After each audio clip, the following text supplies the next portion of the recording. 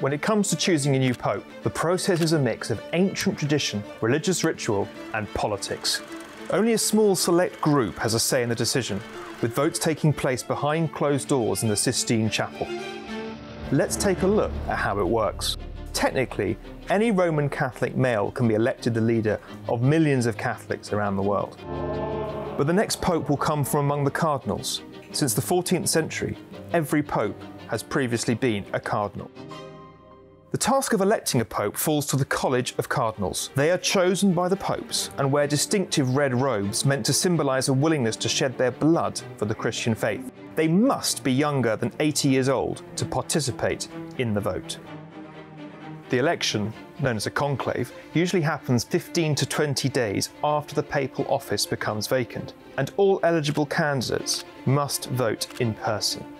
Before they start voting, all the cardinals, including those over 80, gather for crucial meetings in Rome. It is here that the big questions facing the Church are discussed and potential candidates start to emerge.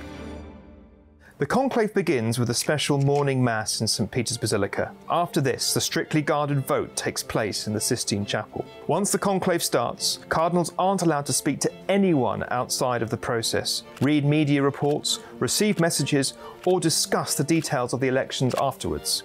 If they break the conclave secrecy rules, they risk excommunication. Once the voting starts, they write a candidate's name on a ballot, and in order of seniority, they drop them into a chalice. Cardinals aren't allowed to vote for themselves.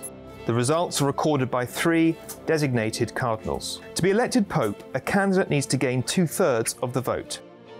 If that doesn't happen, they vote again and again.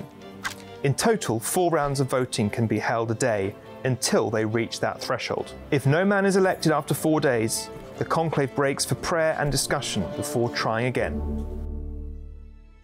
The voting process takes place behind the scenes. So how does the public find out when a new pope has been chosen?